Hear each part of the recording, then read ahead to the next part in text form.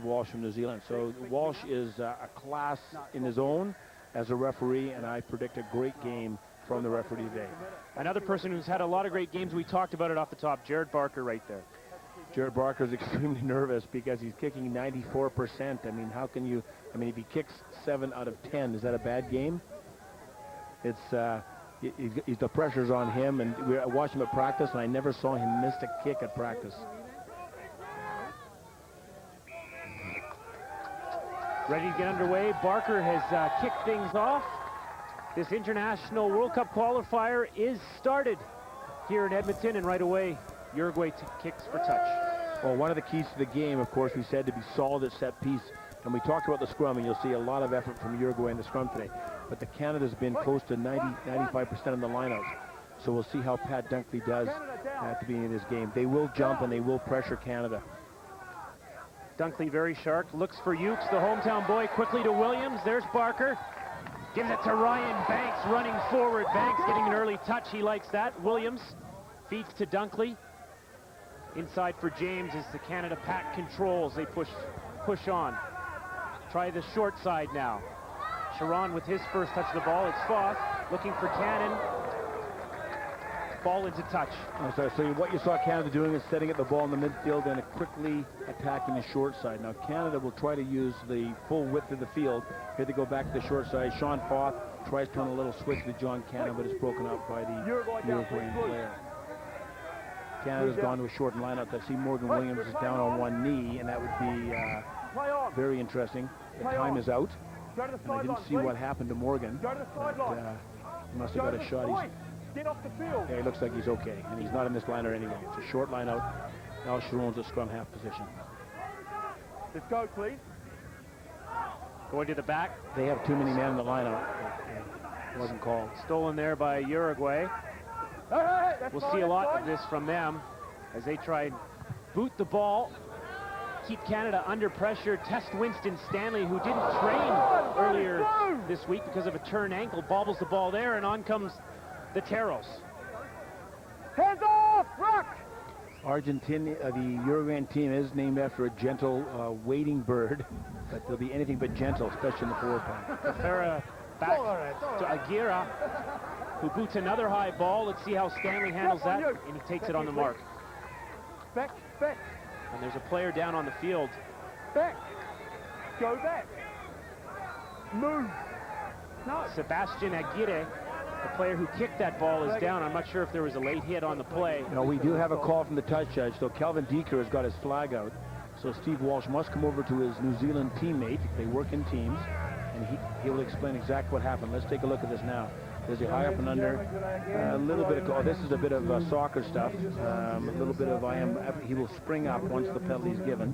They're going to call Ryan Banks for contact after the kick, and the penalty is a kick where he hit the man or a kick where the ball landed, so likely they'll be going for goal after this long discussion from the touch judge. But that was a bit of Hollywood by the, I don't think you've seen any Canadian guys doing that. Number 8. Referee Steve Walsh sorting things out. That was an illegal and dangerous tackle. Okay, you must use your arms, shoulder only. The penalty is up with the ball. The law in rugby is that after the kick is taken, you must try to avoid the player. So, if you were arguing for the touch judge, Ryan Banks did not try to avoid the kicker. So they go for goal, and their number one goal kicker that we saw last year, he's not here. He's not kicking. He's not kicking for them. I don't know what happened to Juan Mendez. He was very good in Hamilton, and he did it. I saw the game against Chile that they lost, and he was not too good in Chile, so maybe he's been dropped. But he was a very consistent goal kicker. Joaquin de Frita with the kick here for Uruguay for the early score to go up if they make it 3-0. And he's pushed it wide. 22. Not the way Uruguay would want to start. That was pretty much a sitter. Yes, just like the USA in Chicago, you've got to kick those. Jared Barker certainly will. Barker's kick is blocked there. Mishandled a bit by the Canadians. Morgan Williams. Stay there, 12. Or 12. John Cannon carries up nicely there for Canada. If Jared Barker had a dropout block, that shouldn't happen, but he redeemed himself by stealing that ball from Freddie Aslan and then banging it down the field by about 60 meters.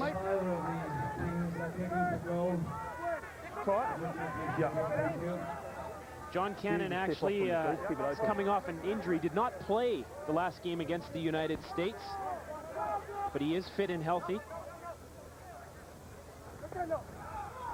Taken nicely there by Gutierrez as the Uruguayan pack pushes forward. Nice movement there, almost to halfway. Aguirre with another high surging kick. Winston Stanley, fearless though, grabs the ball.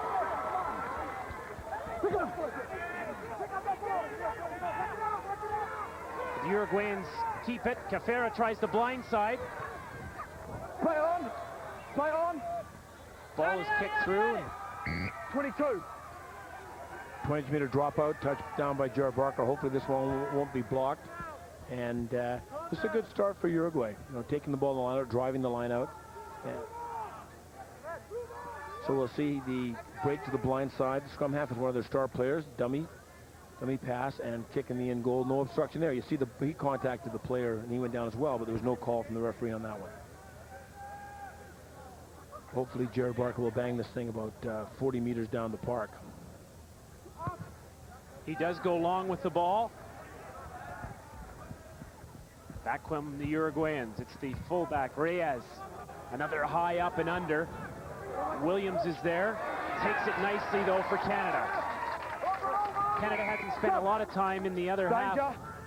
He couldn't roll clear out of that. No, yeah.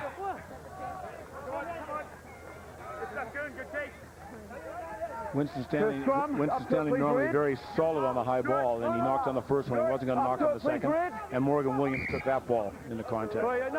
This is the first scrum of the game, so Uruguay will definitely challenge Canada. You see, Canada's heavier, but it's not really significant. Maybe 30 pounds. Williams with the put in. The scrum half just signed a new contract with Saracens. Good news for him as he leaves Stade Francais. Ball goes out of touch. Canada wants to use the outside edges of the field, and they want to get the ball to their speedster, Freddie Aslan. So Morgan Williams put a little chip kick in there for Freddie. He just didn't quite get the bounce. But Uruguay will like to keep things tight, and I'm sure they'll use those big up and under kicks.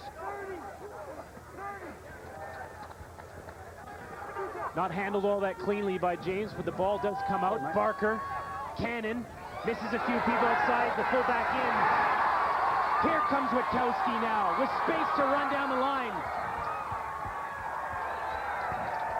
Very nice play by Canada. Foth following up. First real foray into the Uruguayan zone. That's what Canada wants to do. They want to play the ball wide and move the edges, and that's exactly what they did, and they were successful. Nick Witkowski, Sean Foth, Winston Stanley. Back over. No, it's down. Here's the mark. Here's the ball going wide. John Cannon throws a long pass out, taken by Winston Stanley, gives to his buddy Nick Witkowski, and a little through the hole, looking back inside for Sean Foth. Kick was a good idea. Sean didn't quite get to it. We're now playing in Uruguay's half. That's fine! Get out of there now, Captain! Last feet! No, the ball is free now as Uruguay works it out. Another big boot by De Freitas, but probably not the one he wanted. Well, I don't think Uruguay, I saw them again, I saw the game in Chile, and I don't think they have the skill to run the ball out from inside their half. So as long as Canada plays inside Uruguay's half, they don't have the talent to be able to run the ball out with the way Canada plays defense. Just waiting. So keep the pressure on. Be good with your set pieces in the line out, and everything will come right. We can't do it. Thank you. Full line out here for Canada. We'll look for either Ukes or James. It goes to the back, but it's taken there, stolen by Capo, who could be on his way to France to join Limoni as the only two pro players in Europe for Uruguay. Winston Stanley now. Takes it back inside, looking for some help from his pack. It almost seems like Canada's standing around a little bit right now, waiting for things to happen instead of initiating the play. Well, I think the Canadian guys were expecting a kick from Winston Stanley. The kick was on to the far left-hand corner, and he decided not to do that. You know, there is a pattern of play that Canada uses, and players were expecting him to do certain things, And if you take it on your own initiative, then you don't get a lot of support. 22 today. As we mentioned, Winston Stanley turned his ankle this week in practice. He was one of the many people, though, who had competed for Canada Commonwealth Games. He's played a lot of rugby, Gary, and he could be winding it down right now for Canada a little bit, couldn't he? Well, he's got 51 caps, and he's the vice captain of the team. He plays a very, very big role for Canada, and you know, I think that he's setting his sights on this World Cup for sure, and he's one of our fastest players. Held up. So now here comes the first scrum. We'll see what sort of pressure Canada can put on Uruguay. Wait for my call. Okay. Crouch and hold. Red, you must close it up. Red, come to it. Wait, away you go. There you go. Uruguay comes in early. It's crouch and hold, engage, and they know. They look at the referee and ask him, well, what's going on here? And early. That was actually called before the game that we had complained to the referee that Uruguayans tend to come in early on the set scrum to get the advantage. Crouch and hold, engage. You come in on the engage, not before. Is that a tactic, Gary, a little bit from Uruguay's part to maybe get a few shots in early and beat up the front row of Canada a bit?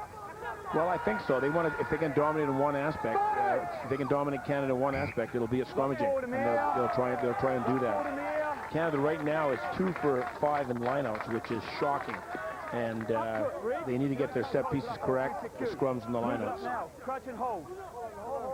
No. Engage. Hold steady. Hold, wait. Up we come. Too far apart. This end. Red. I want you at least half a foot closer. There's your mark. Crouch and hold. This important strong scrum for Canada, trying to set the tone a little bit. Number 1. No. Taken quickly by Canada. There's Cannon. Morgan Williams cannot take the kick behind the referee's back. He must take it on the mark or behind the mark. All right. And he just tried to take it quickly, but Steve Walsh is much too experienced to let him get away with that. Jared Barker will bang the ball inside the 22, and Canada will have a line out. They'll probably go to the back to Colin Hughes and try to unleash Rod Snow on the Uruguay team. Oh, they're going up and under. Up and under, and here come the big forwards moving forward, trying to get that ball. It bounces, taken there by Lemoni for Uruguay. Ball booted away by Aguirre. Sebastian throws it out of touch.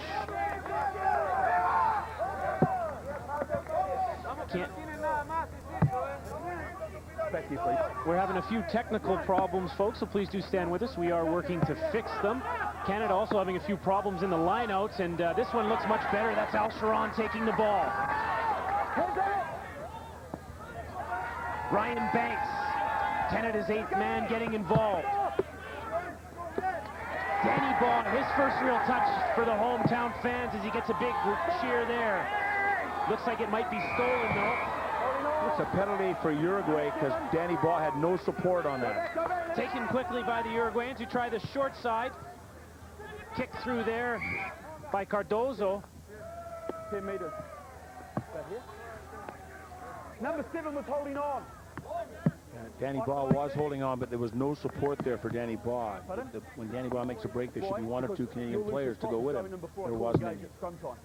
It must be on my call.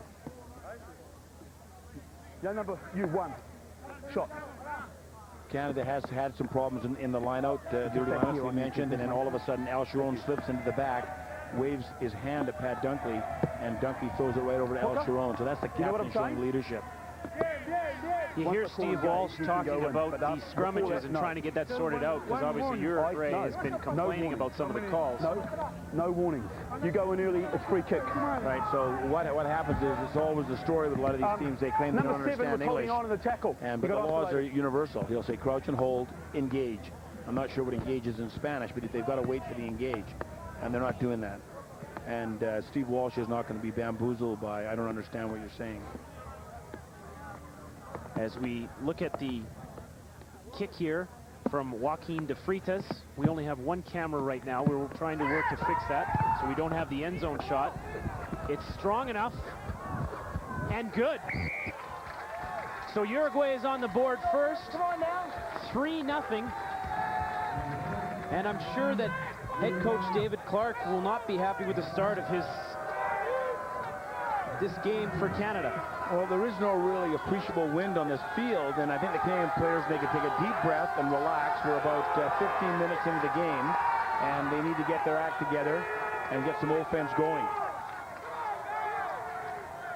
Canada is number 11 in the world, and Uruguay is number 20, and Canada must play like the number 11 team in the world. Crowd trying to get into it a little bit. Ball was knocked on by Al Sharon. Scrum down for Uruguay, and we'll see if they can get this scrummage right now. Up to the mark, please. Up to the mark. Up to the mark. Now Uruguay will want to be strong and square. Waiting! No. Wait. Hey, everyone get stable. Crouch and hold. Right. Away. He's penalizing Canada now for going in early. Come here. He's going to talk to both teams. Who's the leader? You are. Captain?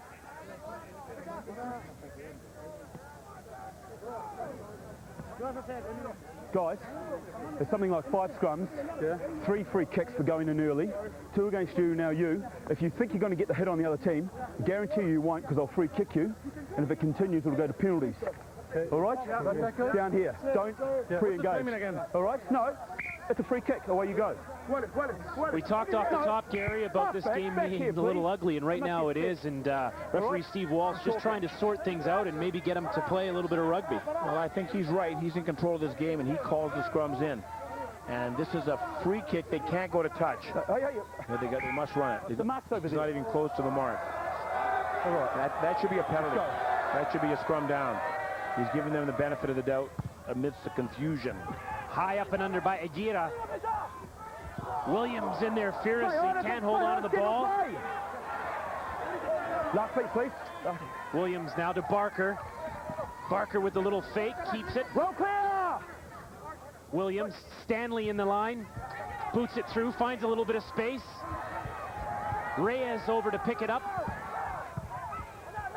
And just hammers it out of harm's way, taken there by Barker. Ryan Banks with a head of steam. The former SFU football player with a pass out to Rod Snow, who slips on the turf but finds his feet again. Well clear! You! Hey! You!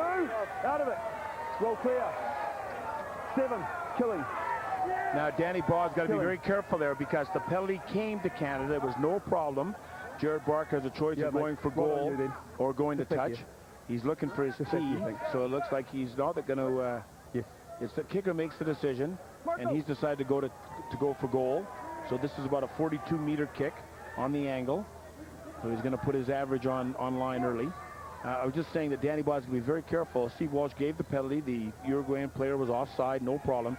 And then Danny came in quickly and started putting cleats on bodies on the Uruguayan player. So he'd already been penalized by the referee. No, at the moment. Thanks very much, sir. As Barker sets up, it looks like Canada has huddled here a little bit. Al Sharon rallying the troops, probably telling them to settle down a little bit and start playing a little bit more of Canadian-style rugby. Right, well, I think Winston played it very well by pushing the ball into the corner. They didn't find touch, and we counterattacked, and from that, Canada got the kick. So the key, field position, let Barker do his thing.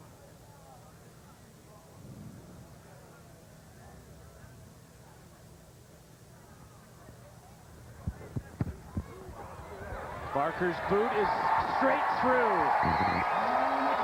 Jared Barker has scored 16 points in his last 3 games, and maybe that will settle down David Clark's side a little bit. Well, he has 3 points in this game, and he has 13 to go if he wants to keep his record intact. It could be a big day for Jared Barker, but again, Canada must play in Uruguay's half. Barker making just his 7th cap for Canada.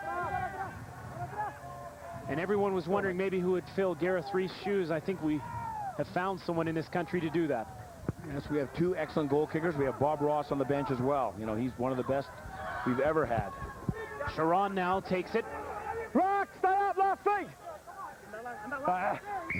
Hands in a ruck, it's formed! See, this is where I thought Canada would have the advantage, because of the referee being so technically sound. He's going to pick up anything, and the team that's less skilled tends to get penalized more. So it's very important to have a world-class referee in these international qualifying games. Not a great kick there by Barker. Did not find touch. Get out of it now. Wait for one. Thumped back by Cardozo. Banks with it. Here comes the Canadian big men to help. Parker now. Out to Cannon. Cannon ducks back inside, eludes a few tackles, away he goes. Jared Barker in support. This is better rugby now from Canada. Witkowski to Dan Baugh. Williams finds Winston Stanley, who's joined the lineout. Stanley with that pace, pushing through to Snow. Williams back inside to James. Canada initiating the play, pushing for the goal line. Witkowski. Referee Walsh has played the advantage. Get back, last feet, last feet. Big hit there by Snow. Sharon. Okay, Canada's playing on advantage.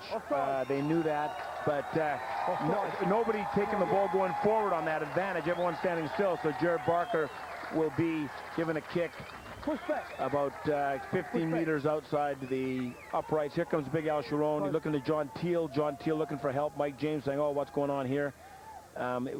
That wasn't a good pass or play for Canada. John Teal needs to hold on to the ball and wait for Mike James to come and support him. But they're on advantage, so they take a chance, and now Jared will put this through for his 6th point of the game. What were you saying?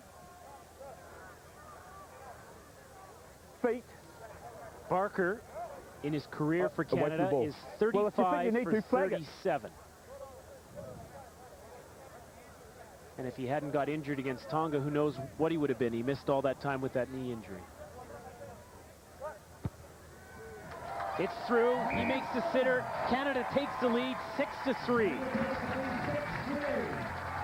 At the Tonga game, you remember that picture that we had of Jared on the sidelines almost in tears. Here's his first international, and he's hurt, he's injured.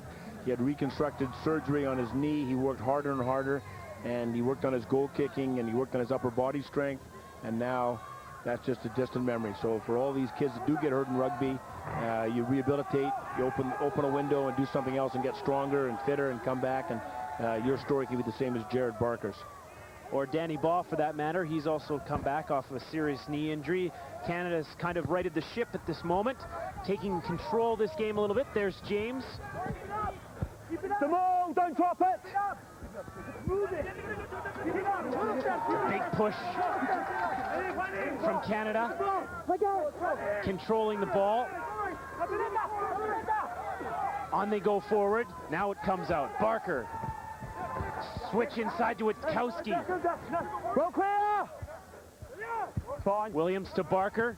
Finds a little bit of space. Kicks it through. Reyes there to mop up for Uruguay. Does the same. A very nice kick from the Uruguayan fullback. A lot of the Uruguayans, of course, their first sport was soccer. So still give me the call. They have those good foot skills, left and right foot. But just see what we can do with it. But Canada's ball, advantage Uruguay. Kick was made, but right to the fullback. You got to find the empty space. Steve Walsh is not going to allow Uruguay to slow the pace of the game down. Better lineup from Canada. Take it by James. Just inside his own 22, Barker finds touch. Yeah. And there's a player down. And now Steve Walsh will stop the game. You can obviously, he's got some blood above his eye. That's fine. But because the injured player was down in the path of the lineout, he had to stop it, get him off, get somebody else in, keep the game rolling. Nicholas Brignoni. You've got to move down, please. Coming off. Have a look off the mark. There's some blood there. They'll try and clean that up. That guy just keeps coming out whenever. Well, you know when to do. Well, you know what the law is. Just keep him to it. Juan Carlos Alvarez now into the game for Uruguay. Hey, are we in? To replace Brignoni, who is on the sidelines.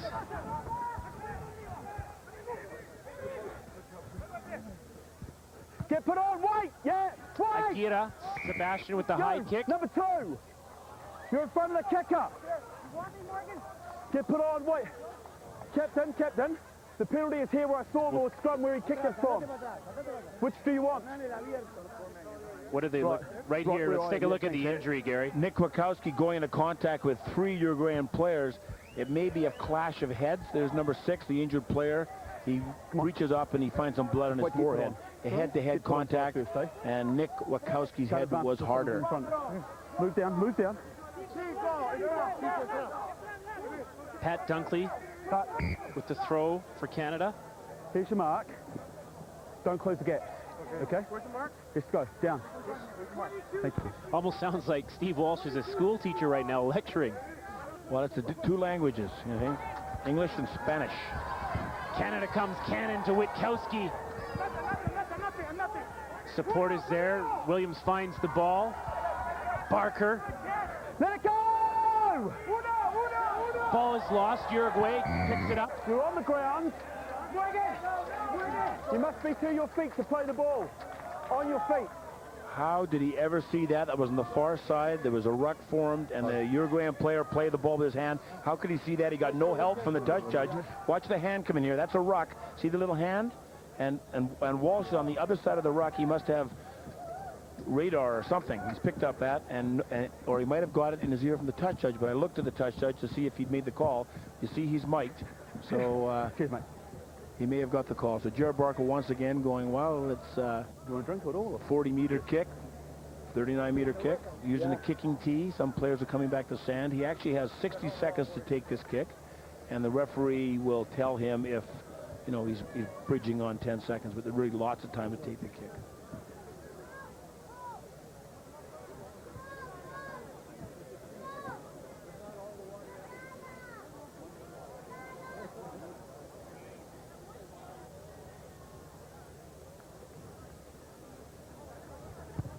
There it is, and it's through again. A perfect 3 for 3 right now for Jared Barker.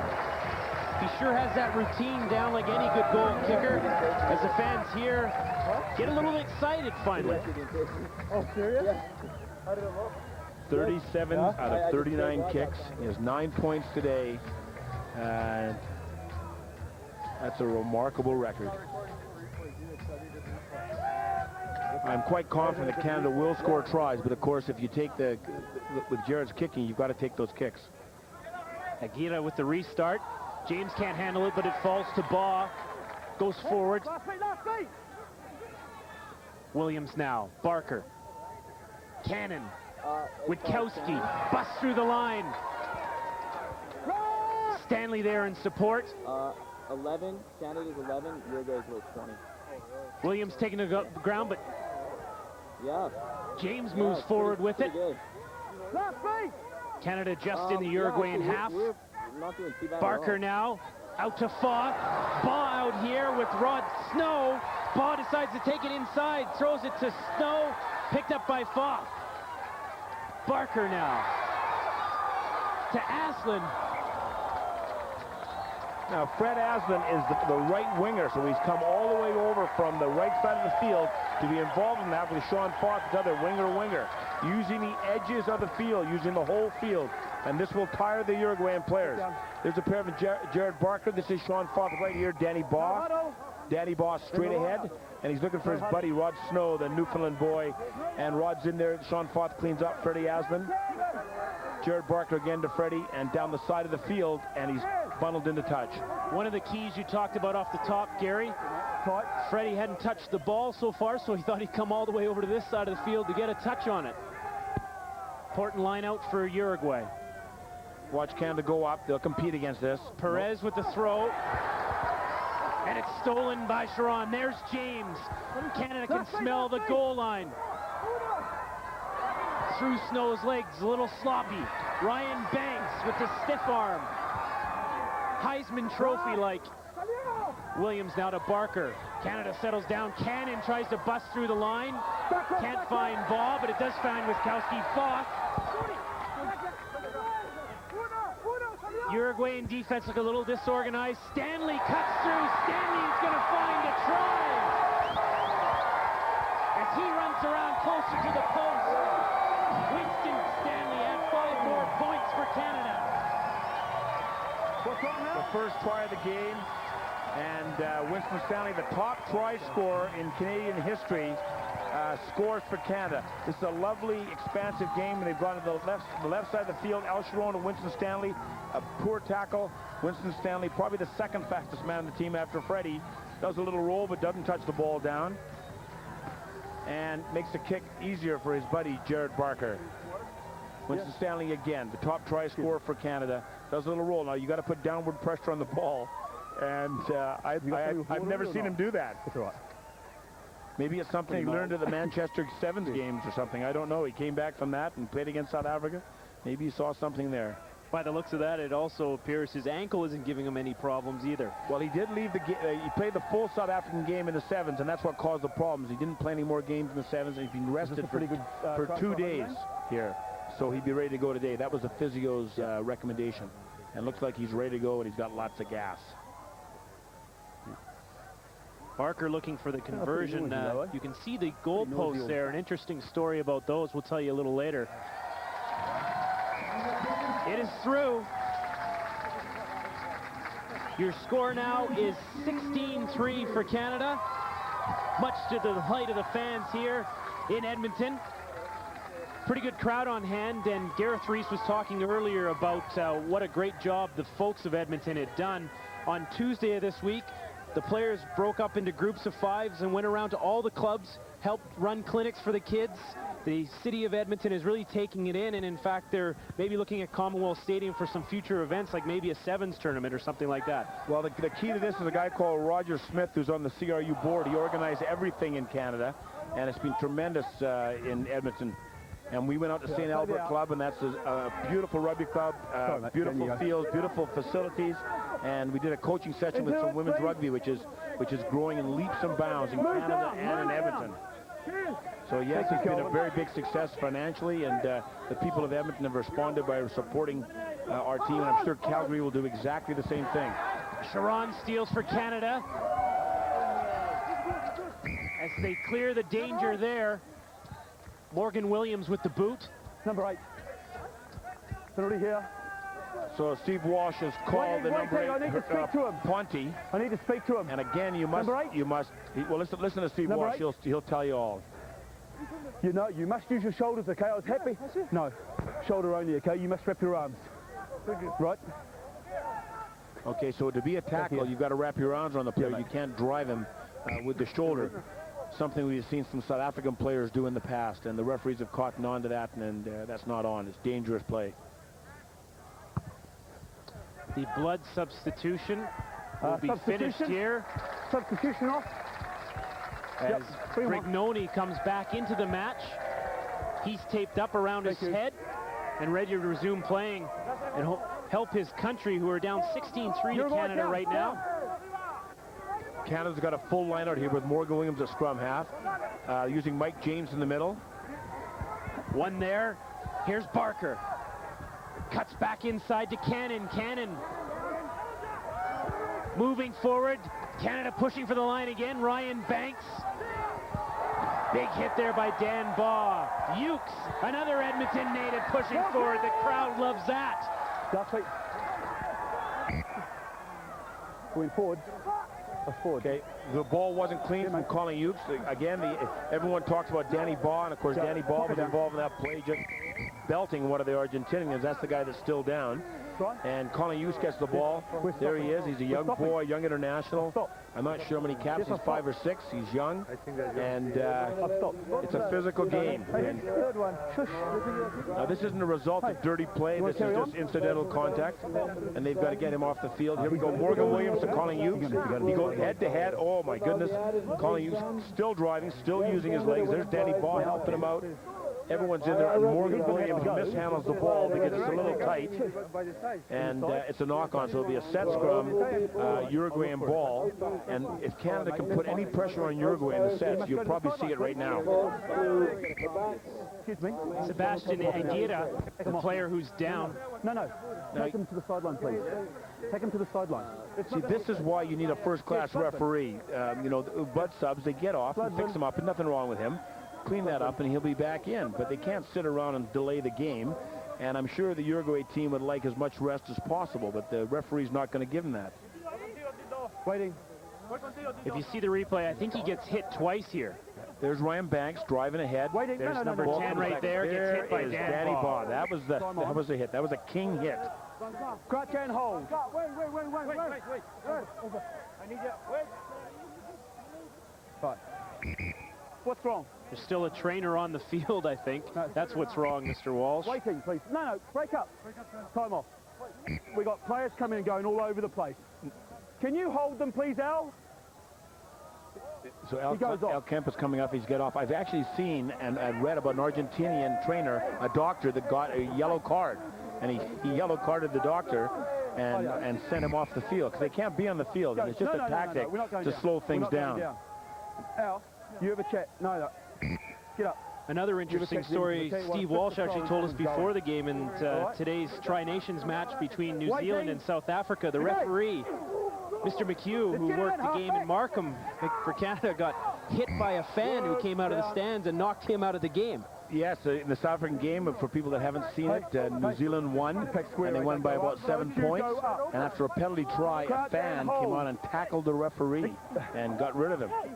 Let's go. And McHugh's a small little Irishman, so I've seen streakers, but I've never seen the referee ever tackled by a fan, disgruntled fan. Straight in, number one. In. So he's talking to straight in on the angle. he's talking to John Teal, who's driving in on the bit of humor there. He said number 1, which is Rod Snow, but he was talking to John Teal, who was, you must scrummage parallel at the touch line and push straight. And he was pushing in on the diminutive hooker on the Uruguayan team. It's called boring in.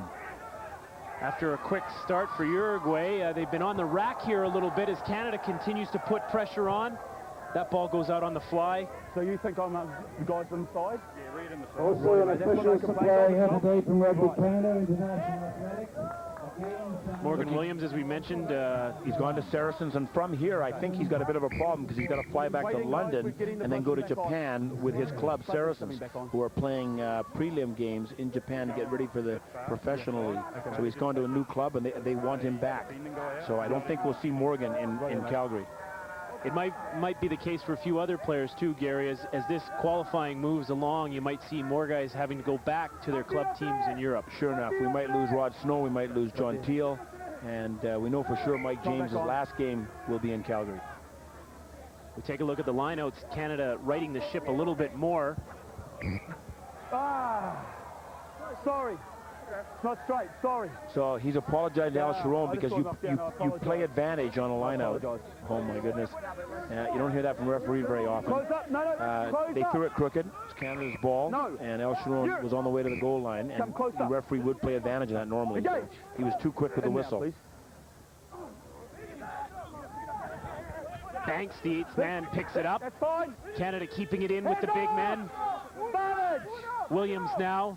Barker. Cannon, Foth, coming in, finds Stanley.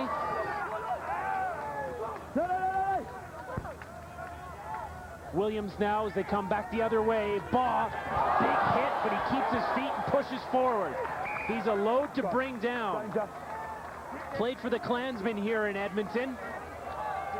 And as you said, it's been about 7 years since he's been back. Nick Rakowski is Danny Baugh, and he gets the Uruguayan player gets a big hit on Danny Baugh, but Danny Baugh managed to turn and get the ball back, and of course another Uruguayan player lying on the field for contact. Again, slowing the game down. That's the Uruguayan number 8, Ponte, and Al Sharon is asking that, come on, let's keep this game going. It is a physical game. It is a tough game. You can't go down every time you get hit. Coming up at the intermission, we'll have a Sports Central update plus first half highlights from here in Edmonton. Lots to talk about after a slow start for Canada. They are now up 16-3. Both sides here. All the Canadian backs are lined up on the right of the scrum, to the right side of the scrum. And so they want this ball quickly from the Canada scrum. They've got some, Sean Foth is in. It's picked up by Brignoni, who's come back on. Uruguay finally getting some touches on the ball. Cafera throws it out. They keep it in. tight, pushing forward. Gutierrez, back to the fullback Reyes. Yeah, mate. Fred Aslan collects it. Winston Stanley now. Sean Foss. The Uruguayans look a little tired. Foss dances by one. Finds Stanley. There's Ukes. Fitness may be coming into this game right now. Ryan Banks tries to break through the line, but finds Jared Barker.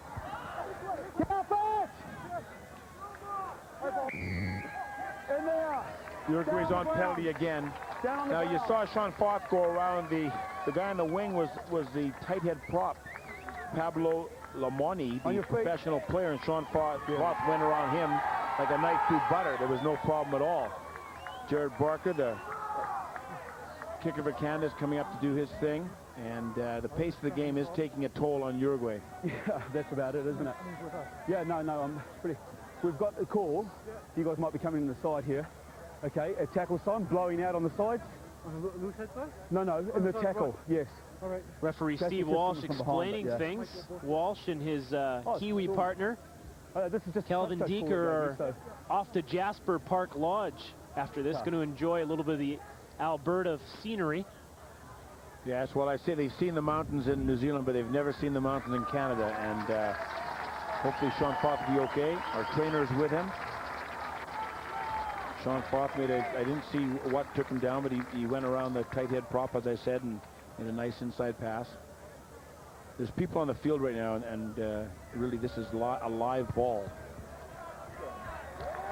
What else is new? Jared Barker through the uprights again. 19-3 for Canada. Substitution. Are you the man that's been blood then? Barker, perfect on the afternoon. Well, he's been just about perfect his whole career. He has, and he's just waiting for the bubble to burst, but he doesn't take all the easy kicks. He takes them all, the hard ones, the tough ones. Anything inside Uruguay's half is within Jared Barker's range. That's all right, mate.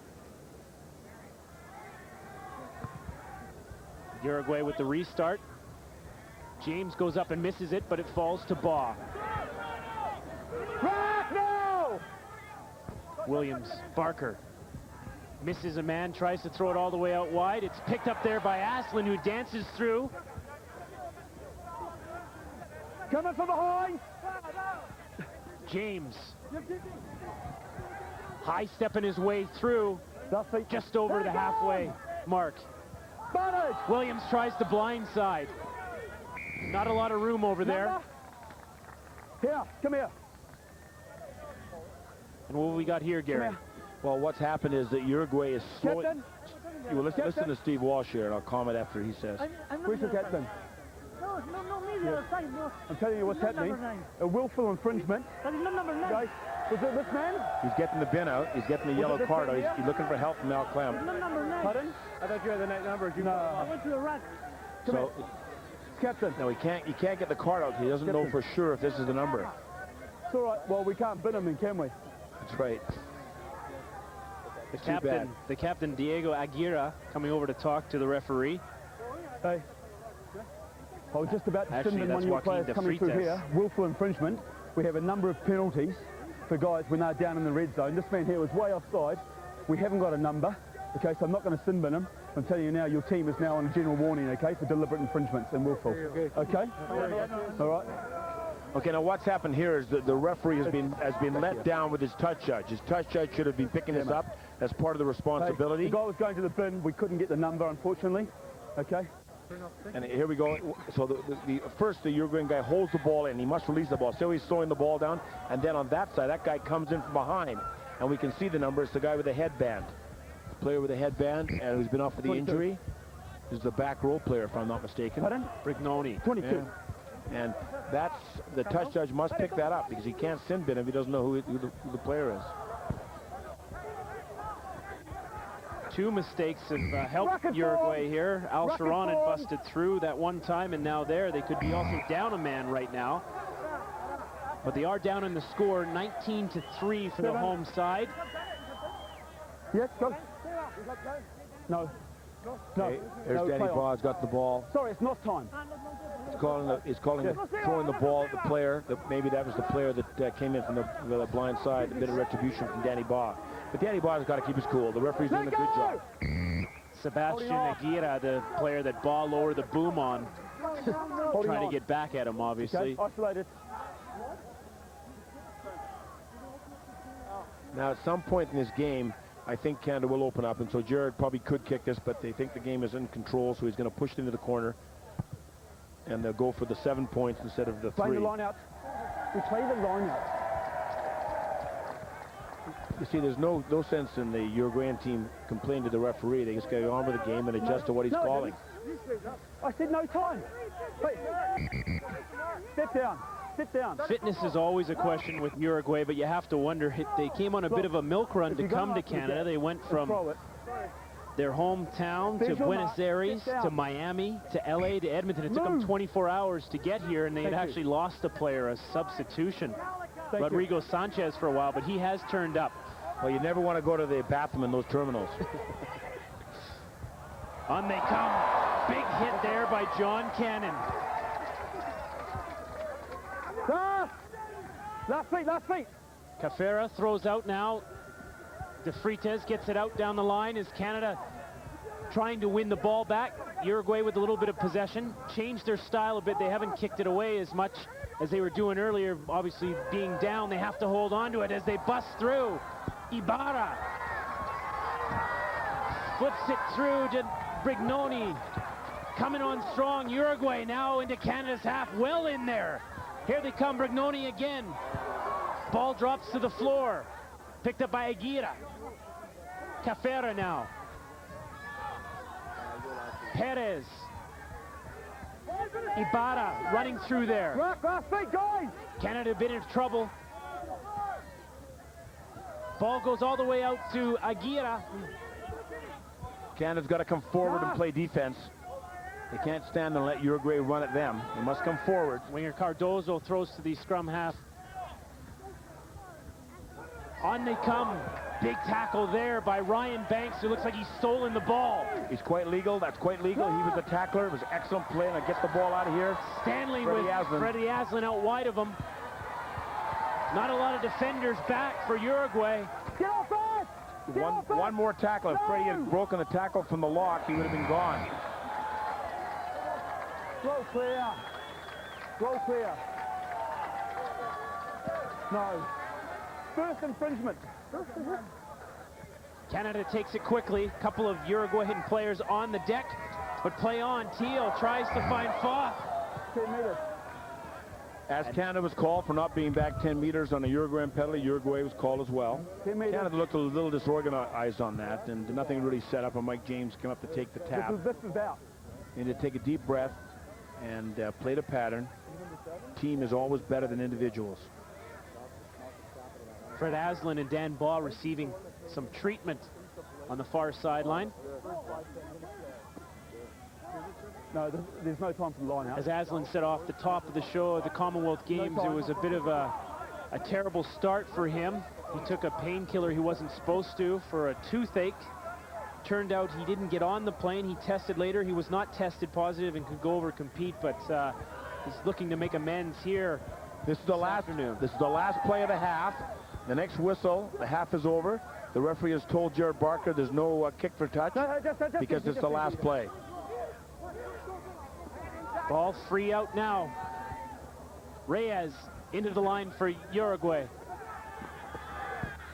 They'd like to try and get something, but it's won by Canada. Snow now pushing forward, barreling through guys, finds James. The support's there. Canada pushing forward, trying to get one last try maybe before the break. Williams flips to Stanley. Out wide to Witkowski, finds Aslan. He dances towards the goal line. Not quite there yet. Knock on the goal line. Halftime. That was a good passage of play by Canada. They need to score in the half. And Knock on by Freddie Asden close to the goal line. A stronger finish than a start for Dan Baugh and Canada as they lead this 19-3. Fans very appreciative at the beginning, though, Gary. I would say that they might have been a little reserved, wondering what the start was. Well, the first 10 minutes was slow, slow, slow, and Canada did not get into its pattern, but things settled down for the last 30 minutes of the game and 30 minutes of the half, and I think we'll see some replacement players coming in the second half, and hopefully you'll see the pace of the game stay high. Canada will go to the shed to get a talking to from David Clark. It looks like Uruguay is going to stay out on the field, probably conserve a little energy because of what we've talked about their fitness. They're not the fittest country in the world. They do try and slow things down, and that worked for a while here, but it did not work towards the end as Canada came on like gangbusters. And one of the favorites here in Edmonton is Danny Baugh. Danny Baugh is one of Edmonton's favorite players. He was supposed to talk to our Gene Principe, but I think he has gone into the shed to talk to David Clark, so hopefully we might be able to have a word with Dan Baugh after that. Your score at halftime here in Edmonton is 19-3 for Canada. Lots more to come. Please do stay tuned. So, you went out last night, and today your ears are ringing, but your phone isn't. If you really want to meet someone, call Live Link's chat line. No lineups, no pressure. Just a lot of great guys getting to know a great girl. 5 minutes, that's all it takes. Meeting people is easy. Somebody wants to talk to you right now on Live Link's chat line. Must be 18 or older. Call 604-257-5757. Product of Boulevard Media. Why is it so hard to save for a rainy day? Experts say we should all save at least 3 months' living expenses just in case, but most of us never do. Are we lazy? Undisciplined? No. So why is it so hard? Because banks make it too hard. If you don't have a big deposit, banks hardly give any interest. How am I supposed to save? Easy. Just call the number below and open an ING Direct investment savings account. You'll earn higher interest, more than 5 times higher than the average of major banks. And saving is easy. For example, if you save $25 a week, our automatic savings program could grow it to $1,343 in only 1 year. Your money is never locked in, there are no service charges, and you don't have to give up your regular bank. To open an account or find out more, call now and save your money. Couldn't have said it better myself.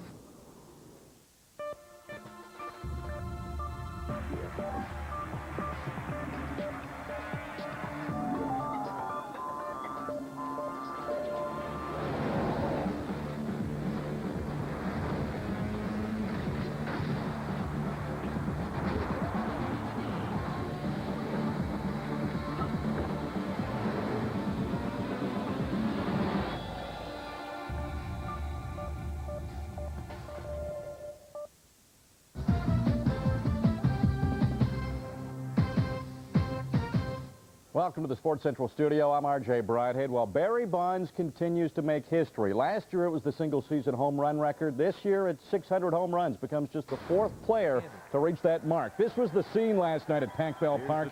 Barry Bonds at the plate, bottom of the 6th. Kip Wells makes a mistake. Just a little margin of error that Barry needed to send number 600 of his career into straightaway center field, and the throngs of Giants fans awaiting the ball. Barry becomes the 2nd fastest to the mark, accomplishing the feat in 2,394 games, faster than anyone except the Babe. This is something that, I've been doing a long time and, been able to do it pretty well. But winning, Willie always told me, if you play long enough, you will accomplish things on your own. But your chances of winning a World Series are very slim as a team, and strive for that. Willie has his status in the game, and that's where it should stand. And Barry Bonds' mark should be Barry Bonds' mark. We're different players. We're all different individuals, and people should respect our own individualities. We'll have more on Barry Bonds in the early edition as well. We'll cover baseball, including the Angels and Jays, and lots of golf to talk about. Tiger at the Buick and the Ladies British Open. Join us on the early edition. Why is it so hard to save for a rainy day? Experts say we should all save at least 3 months' living expenses just in case, but most of us never do. Are we lazy? Undisciplined? No. So why is it so hard? Because banks make it too hard. If you don't have a big deposit, banks hardly give any interest. How am I supposed to save? Easy. Just call the number below and open an ING Direct investment savings account. You'll earn higher interest, more than 5 times higher than the average of major banks. And saving is easy. For example, if you save $25 a week, our automatic savings program could grow it to $1,343 in only 1 year. Your money is never locked in, there are no service charges, and you don't have to give up your regular bank. To open an account or find out more, call now and save your money. Couldn't have said it better myself. And hey, oh hi, I'm Richard Simmons, and we're here to talk about your health. Well, you know about exercise, you gotta sweat, sweat, sweat. And you know about nutrition, you gotta run away from that fat. And our third key is a good night's sleep. Only Simmons Beauty Rest mattresses are constructed with independently responding Contraflex pocket coils. When your partner moves, you don't. You'll have a better night's sleep. Drop the ball here. Your bedroom must be cool and quiet and dark. Simmons Beauty Rest is the bowling ball mattress.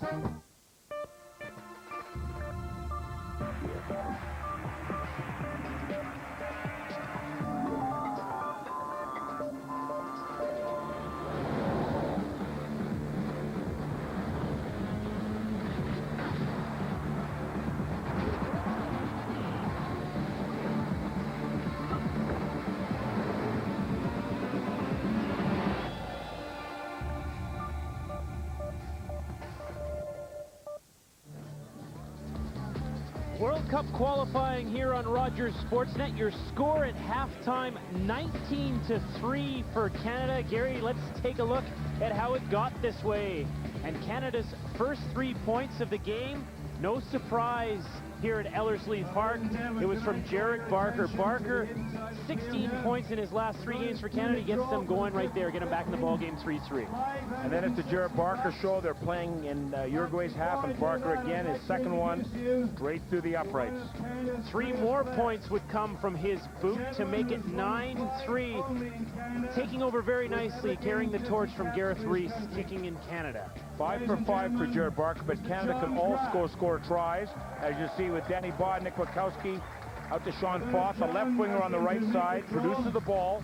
Jared Barker's in there as well. Morgan Williams, Al Sharon, the captain, to Winston Stanley, the top try scorer in Canada, for one more for Winston. He fools him with a little forward roll and an easy kick for his buddy Jared Barker. 2 more points under the sticks.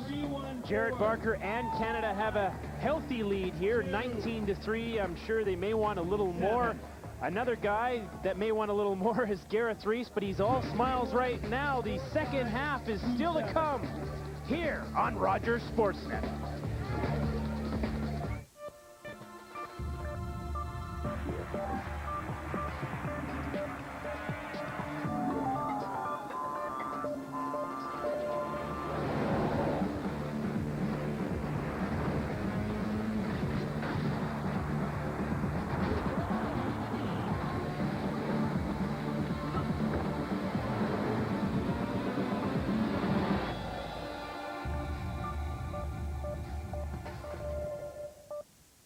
Why is it so hard to save for a rainy day? Experts say we should all save at least 3 months' living expenses just in case, but most of us never do. Are we lazy? Undisciplined? No. So why is it so hard? Because banks make it too hard. If you don't have a big deposit, banks hardly give any interest. How am I supposed to save? Easy. Just call the number below and open an ING Direct investment savings account. You'll earn higher interest, more than 5 times higher than the average of major banks. And saving is easy. For example, if you save $25 a week, our automatic savings program could grow it to $1,343 in only 1 year. Your money is never locked in, there are no service charges, and you don't have to give up your regular bank. To open an account or find out more, call now and save your money. Couldn't have said it better myself. And hey, oh hi, I'm Richard Simmons, and we're here to talk about your health. Well, you know about exercise, you gotta sweat, sweat, sweat. And you know about nutrition, you gotta run away from that fat. And our third key is a good night's sleep. Only Simmons Beauty Rest mattresses are constructed with independently responding Contraflex pocket coils. When your partner moves, you don't. You'll have a better night's sleep. Drop the ball here. Your bedroom must be cool and quiet and dark. Simmons Beauty Rest is the bowling ball mattress. It's a can't-miss month of sports excitement. Only on Rogers, Sportsnet Pacific, all August. Big League Ball is on the schedule as both the Toronto Blue Jays and Seattle Mariners see action. What a fantastic goal! Get your kicks as English Premier League Soccer returns to the net August 17th. See Canada's Steve Nash and others at the 2002 World Basketball Championship. And remember to tune into Sports Central for the latest golf information with analyst John Gordon every Monday. It's a can't-miss month of sports excitement, all August, only on Rogers, Sportsnet Pacific. Welcome back. Canada leading Uruguay 19-3 after one half of play here in Edmonton, and I'm joined by one of the happiest men in the park, that being David Clark, head coach of Canada. What do you think of your team, the way they recovered after a slow start? Let's say I'm half happy. We've got another half to go yet. We've got to see if we can end up in the same frame of mind at the end of that. We went well in the first half. We put our ball wide. We know they're forceful up front. We know they're going to drive the line out, so we've got something to take care of that in the second half. We're going to keep putting the ball wide. We're belting them. It's hand-to-hand combat, and that's what what they came for, and we knew we were going to get it, so we're matching it and doing very well at it. Appreciate it. Good luck in the second half. Thanks very much. David Clark, half happy. He hopes to be whole happy by the time it's over, guys. Back up to Gary and Craig. Yeah, the two of us make a hole up here, too, I'm afraid. Uruguay getting ready to kick off here. We have a score, though, from that other World Cup qualifier today played down in the United States. The USA knocking off Chile 35-22, Gary. Very, very good for Canada. You know, we feel that the USA are our backyard buddies, and we like to beat them up whenever we can, but we were pulling for the USA, and they're winning Salt Lake. We want them in the World Cup. We want them at number 2, and we want to be number 1. Is there anything that you could see that maybe Canada could do a little better here in the second half? For sure. Later on, we'll get the stats up, and you'll see that our scrummaging wasn't as good as it could be. And this is, we were disrupted in our scrums. They stole some line-up ball. Pat Dunkley was not precise in some of his throwing. Of course, we disrupted some of their ball as well. So I think Canada had a good half. You know, Canada expects to win by 20 points here. It was talked about ahead of time, and we expect to win by 20, and if we don't, it'll be disappointing. Canada needs to keep the pressure on Uruguay, improve their set piece, and stats are up right now. So the most relevant thing is a 27 out of 28 rucks and mauls. Canada takes the ball in, Canada produce it. Very, very good. Scrummaging, 2 for 3. We lost ahead. 60% of the lineouts. The lineout should be about 90%, 85 to 90%. But we did put pressure on the Uruguayan lineouts. Let's see what happens in the second half. Restart is on. Ryan Banks takes the ball, goes right up the gut with it. Left feet. Thank you. Williams, Barker, boots it clear. Ball does not find touch, though. Cardozo. He hit Calvin Deeker right in the midsection. No, at least we had a Irish referee getting tackled in South Africa, and ball kicked to the New Zealand referee in Canada. Rough day for the officials around the world. A lineout lost again by Canada. Uruguay pushes forward. They would like to get a score here to get back into this game. On they come. Ibarra with the ball. No advantage, number 6 in the side. Called Al Sharon coming into the side. Now, Uruguay they have not spent much time inside of Canada's 22. They'll be extremely difficult when they get inside the Canada's 22 because they use the rolling maul. So I would imagine they would kick the ball inside the 22. Hopefully they can win their lineouts and then roll the mauls. So this is one of the first times that Uruguay have been inside Canada's 22. This is the red zone in rugby, and expect Canada to try to go up against them and compete against them. But the defense against the rolling maul for Canada is something called the pancake, which one man comes in and tackles the maul.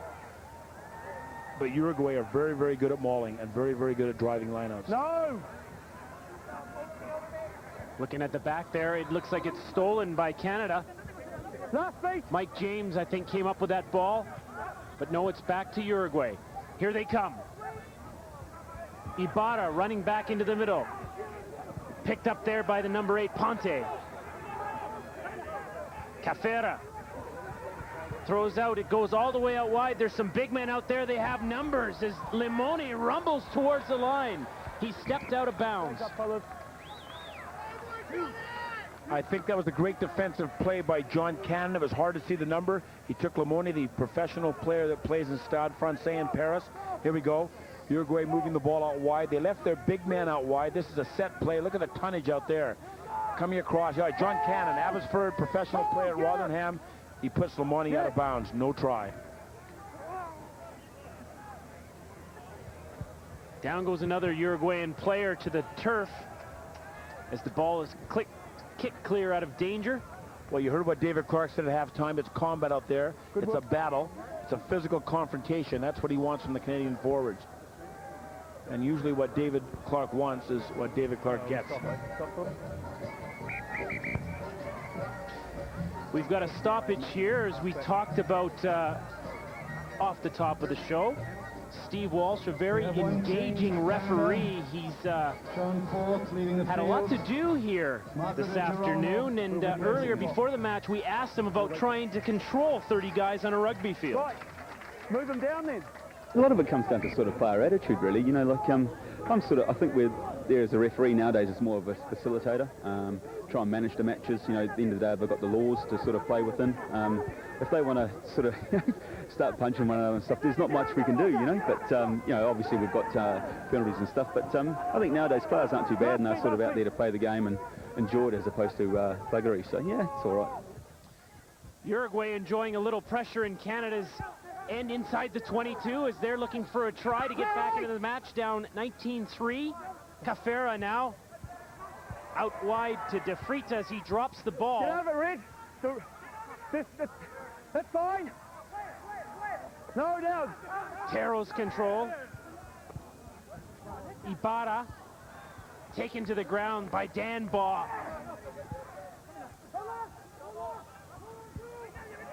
Alzveta with his first real foray, pushing forward. Canada just may play defense and wait for the mistake by Uruguay. No mistake, they score. Here comes Ponte, the 8th man going through, and Ponte goes through for the try. No mistake by Uruguay. Try given. That gives Uruguay hope, lifts their spirits. Hernan Ponte with a beautiful run there to get Uruguay back. 5 more points, 19-8. So we take a look at it right here, Gary. Yep. Good-looking ball, passing out to the center. Does a half break. Freddie Aslan stays outside. And the last line of defense was Winston Stanley. Ponte steps inside of him. Freddie Aslan, man beats him, comes on the inside. That was Freddie Aslan's man all the way. Steps inside. Winston Stanley, normally a sure tackle. Freddie Aslan comes back to help out, but it's too late. Try to Uruguay. Time's off.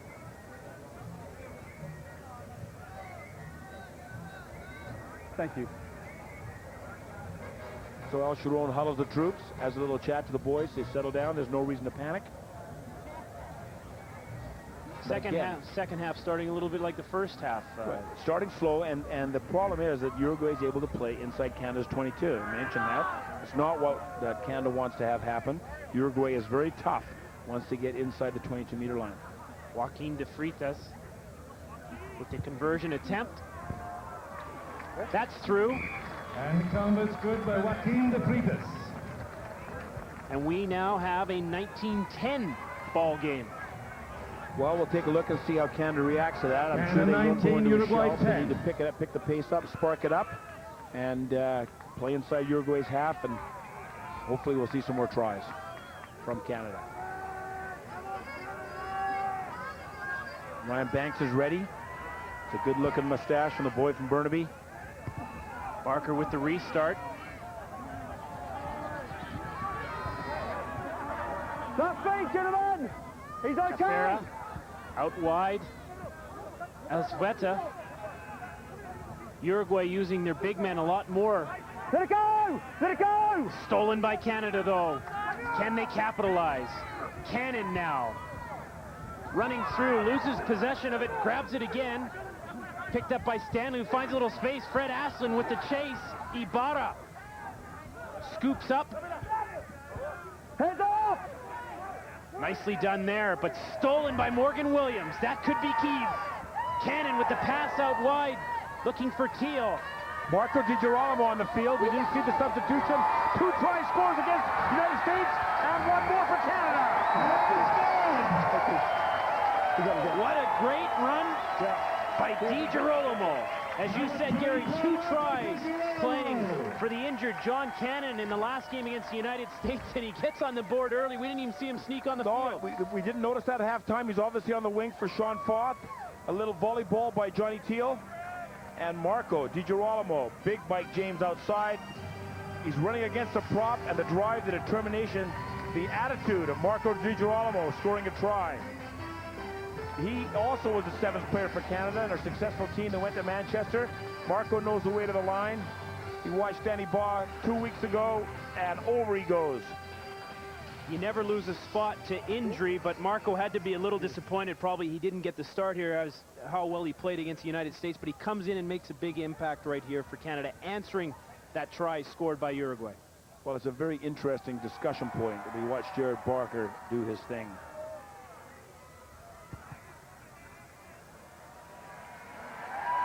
He's good again. Jared Barker, bang on. The discussion 26-10 for Canada. The discussion point for Marco is you come into a game and you score 2 tries and you drop the next game. But the policy on Canada is John Canada was out with an injury. He's the incumbent. He gets healthy, he comes back in. And Marco's a great player on the bench.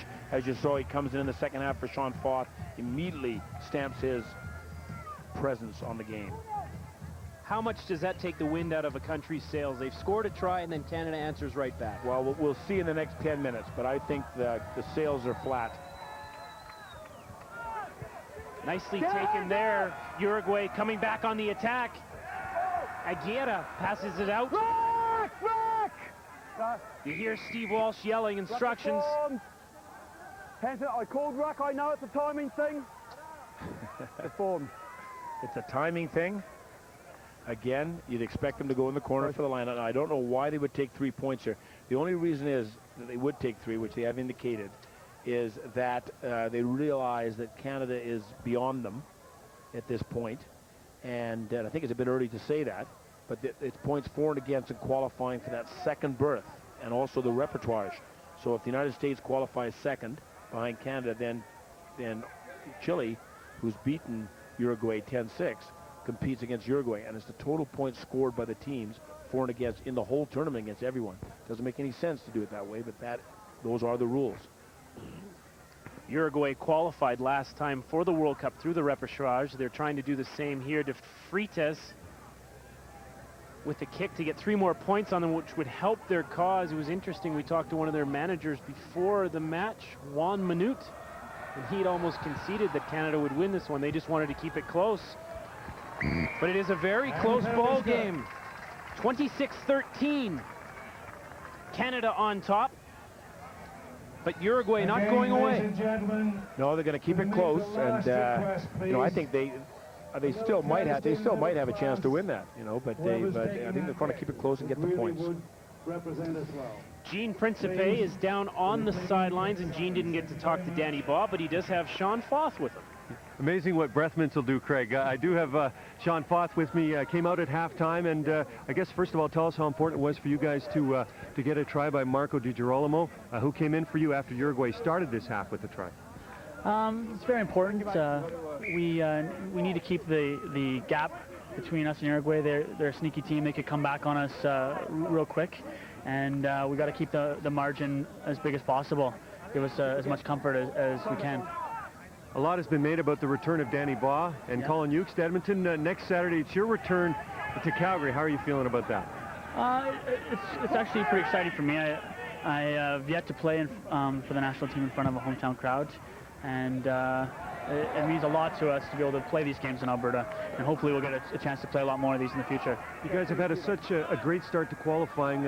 How would it feel from a confidence standpoint to be halfway through and be 3-0, hopefully in about 20 or so minutes? It'd be very good, and actually that's exactly what we're shooting for. We're not taking any of these teams for granted. Uruguay, as well. they lost to Chile just recently, but we're not expecting it to be an easy game at all. And as you see, they scored right at the start of the second half, and we answered right back. And if we don't answer back to teams like Uruguay, they're going to run away with the game on us. Thanks, Sean, and good luck next Saturday. Thank you very much. Back to you guys. Cheers. Thank you very much. Morgan Williams finds Al Sharon. He has some space. One man to beat. Al Sharon with some help. John Cannon tireless running in this match. Williams to Ukes.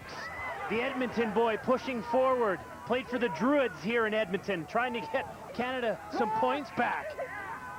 Mike James smells the goal line. Can't quite get there, though. The ball is squirted free and booted out of trouble by Sebastian Aguirre. Well, all the Canada players were on the left side of the field just waiting for the ball, and the forwards went into a sort of pick-and-go game, forwards taking on forwards. There should have been a lot of calling from the backs for that ball to be fed to the wide side. All the Canada players are on the left side of the field. There goes Al Sharon. He's going through. The big man leading by example in his 69th cap. John Cannon supporting. Rucking over that. But here comes Canada. They come in again with Danny Baugh. Danny Baugh bursting through. Ukes, his fellow Edmontonian, gives it to Ryan Banks. Good support there, but knocked on. It was off the foot. Apparently not knocked on by Morgan Williams. It was off the foot. It went from 10 forward. That one was off the foot. 10 forward. Okay, we're going to have a scrummage here. We'll see what sort of pressure Uruguay's got left. When you run a team around the field like that, then they tend to scrummage not as well. But this is a big thing, as we said at the upset of the game, the start of the game, that Danny Baugh is down, but the referee's being consistent. He's not going to stop it. So we're going to. Al Sharon goes to number 8, and there's no flanker on the tight head side. Ryan Banks has moved in there. A lot of pressure on John Teal. He has no flanker. This is John Teal on this side. Barker tripped up.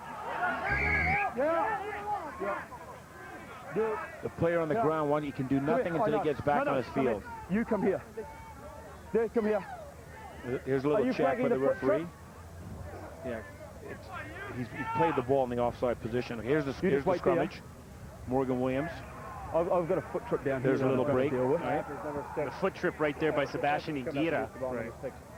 Tripped up Jared Barker. Number 6 Blue took out the red scrum half. Okay. You know, just to take him out, no other reason than to take him off. Radio. No, right? Okay. And number 6. Obviously, the touch judges found something else. Number 6, Brignoni took out Morgan Williams.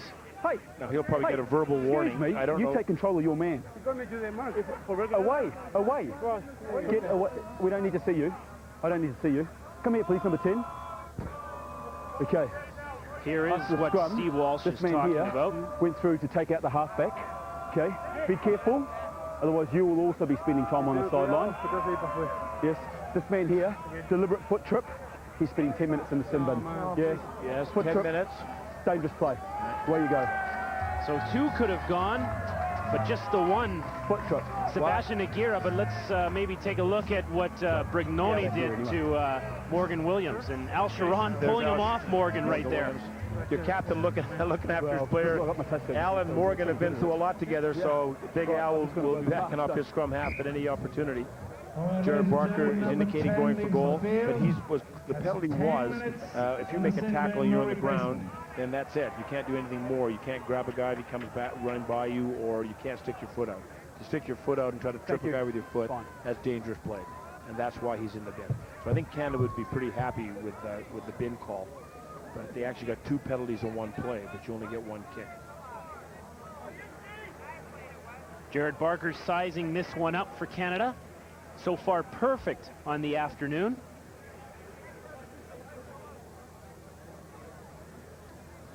He has the same routine, visualizes it before booting it through, and it's working real well for him. Well, he's reached his 16 points a game already, so now he's going to break his average if he gets this one. And Gary, you didn't jinx him. That is through again. I've got nothing to do with Jared Barker's success. It's called practice, practice, practice. 5 straight for Jared Barker, 29-13 for Canada. Wow, Barker. Time back off. Unbelievable. 39 for 41 in his career. He's got ice in those veins. And here comes a substitution, it looks like, for Canada. Time's off. Let's take a look. It's Bobby Ross coming in for Jared Barker. We replace a world-class goal kicker with another world-class goal kicker. 19 points for Barker. He's going to go take a seat on the bench, and Bob Ross has come in. Bob Ross, his 45th cap for Canada, second all-time leading scorer for the Maple Leafs. Well, actually, he got the 45th in Chicago, and so now he's actually got one more, so you don't want to cut a guy against Canada. We don't want to cut him short. He's going for his 46 today, and he's got it. And number 10, Bobby Ross, on for Canada. This man here, yeah. I believe that Canada would not be satisfied unless they had a 20-point spread at least in this game, and to set things up for the game in Calgary coming up next Saturday. So they want the 20-point spread. So expect Canada to keep the pressure on. Goes to the back of the line out. Cafera, the scrum half, can't control it, and Canada has stolen it. Williams now. Bob Ross, his first touch. Witkowski holds on to it. Ryan Banks jukes, jives, and goes forward. Bob Ross, the up and under. Does it hang in? Nope, goes out on the fly. This is a much more exciting game than the game in Hamilton because Canada controls the play 80% of the time. Very few times have you seen Uruguay inside Canada's 22, which they can't maul the ball from here, and their style of play is so limited that they have to get close to the Canadian goal line in order to score. Just 4 players on the field right now played for Canada in that game in Hamilton. This is by far Canada's strongest team they've ever played against Uruguay. They're a perfect 4-0 coming into this.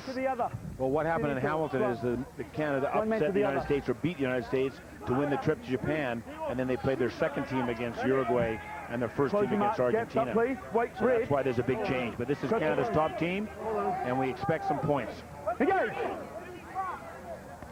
All the nonsense in the scrummage has been sorted out, it looks like. Morgan Williams has some space. There's no one back there. Winston Stanley on his bike looking for it. Scooped up there by Ibarra. Let go now, hands off, right. Might be something that Canada looks to go after and utilize later on in the game. Ball bouncing around there. Let it go.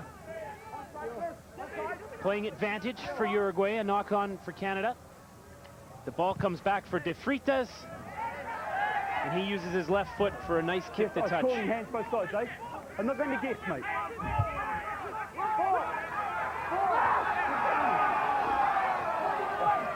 The crowd getting behind Canada, revving them up. Dead right, but...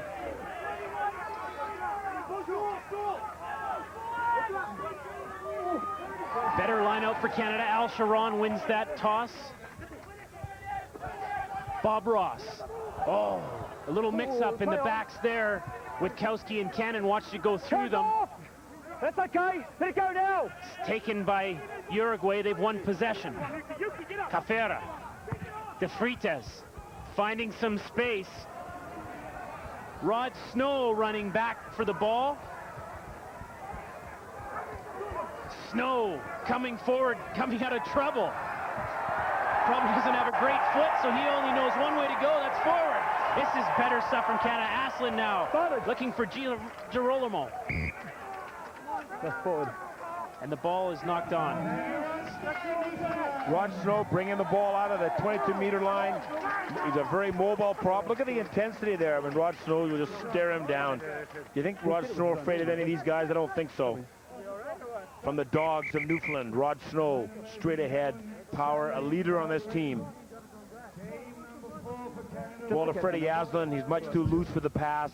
Marco's not looking for the ball, and set scrum Uruguay. We're trying to watch, eh? Away from the ball. And these boys will look after it, mate. Make sure we get it. Sometimes looks like a bit of a train wreck out there with all these Uruguayans down, trainers all over the field. The sun is just poking through.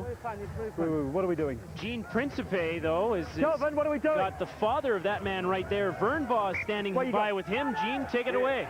Thanks very much, guys. Danny was a little too focused at halftime with the way the game was going to talk to us, but we have tracked down Father Vernbaugh, and first time Danny's played here in 7 years. What do you think of the way your son's been playing? What's that mean? I think he's doing just great. He's a 100%er. He always was a 100%er, and he's 100% today. When did he start rugby, and was it always the game that fit him best, do you think? Are we okay with the substitution? Well, he's always been an athlete. He started rugby in grade 11, I guess, and yeah, it's his game. And I think he knew it was his game right from day one. Nice to have the kid around. What did Dad and son do this week to spend some time together? Well, last week he was up at the lake. We had the whole family up there at Waskesiu in Saskatchewan, and we did some fishing and some water skiing, and caught up on times that we'd missed, and we had a great time. He didn't try and hit the fish, did he? I mean, he's been hitting everything out here today. He's a fisherman. He's a fisherman. And he's a trash talker, too. He thinks he's a fisherman. I wonder when you watch him play a game like this, he seemed really focused. The club struggled a bit off the start. Do you think he's enjoying this, or does he even know he's in Edmonton at this point? Oh, no, he's focused. He's 100% focused. And you'd be really lucky to get a word out of him 3 hours before game time. He gets his game face on, he's into that game, and that's all he thinks about. And that's all he's thinking about now as well. Vern, thanks very much. Enjoy the rest of the game. My pleasure. Guys, back up to you. Thank you very much, Gene. Uruguay pushing forward here. But it looks like the ball has been stolen by Canada. Williams, Ross, to Cannon. Cannon cutting back inside. Cannon running. He has help with him. Marco Girolamo running on. There's Dunkley getting involved. Sharon, Stanley cuts back inside, looking for some help. Al Sharon picks it up. Slowing down the pace, but they can smell the goal line here. Williams, Witkowski, Ryan Banks. Williams again running.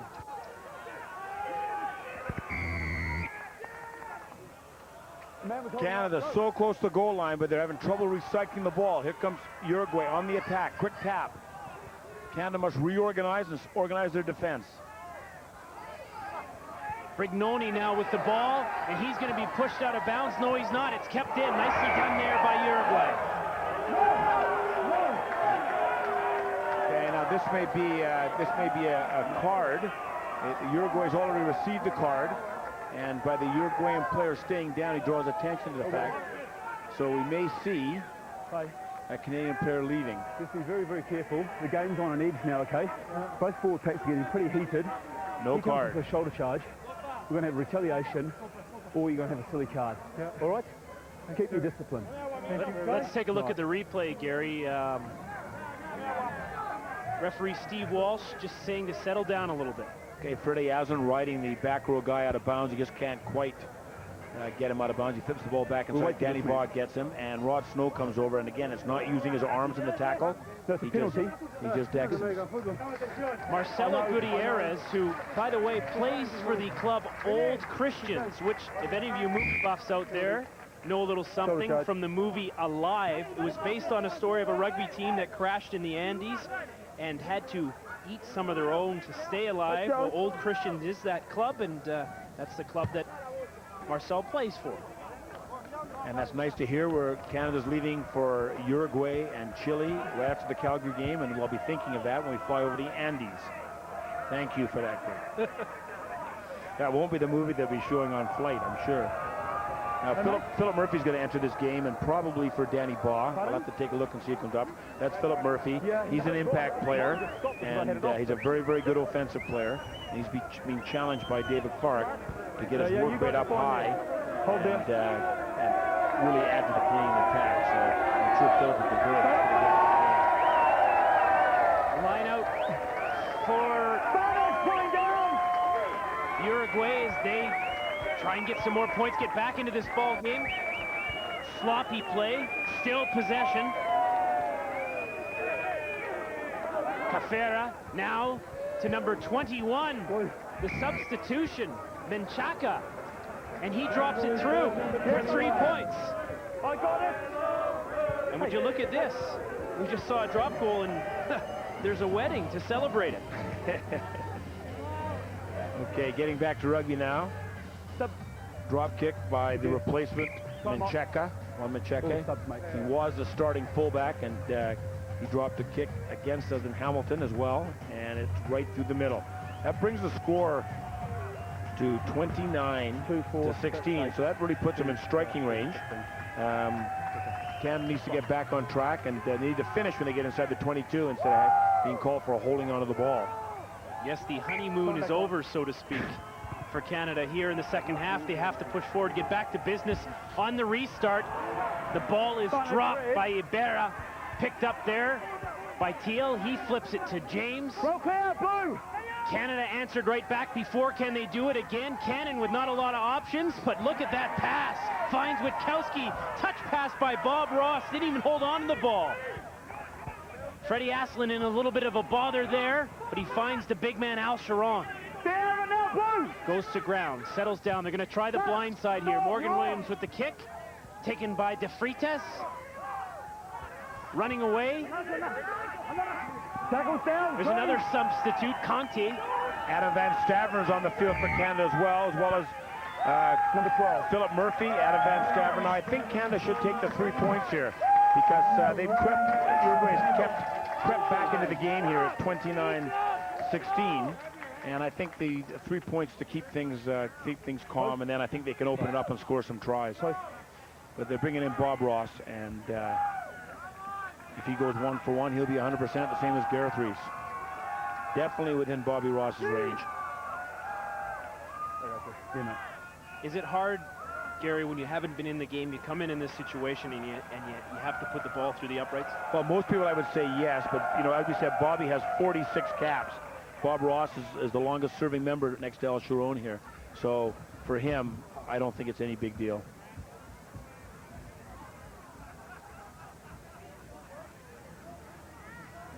Bob Ross sizing things up. Both Bob Ross and Jared Barker play for the James Bay Club in Victoria.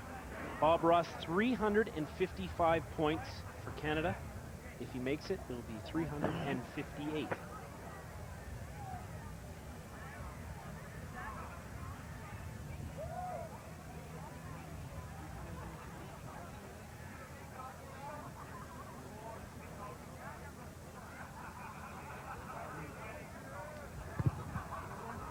Kick is up. The kick is good. 32-16 for Canada. 100% for Bob Ross. That's 1 for 1, and let's keep it going. Uruguay 16. I think with that 16-point cushion, Canada may try to bang some tries in now. The game is under control. Philip Murphy in. Adam Van Staveren in. Some fresh legs.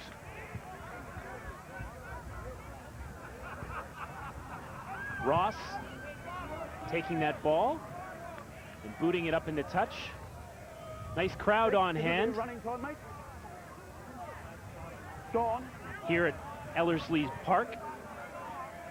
32 acres, 5 fields, 12 changing rooms, but right now the only thing that matters is this game between Canada and Uruguay.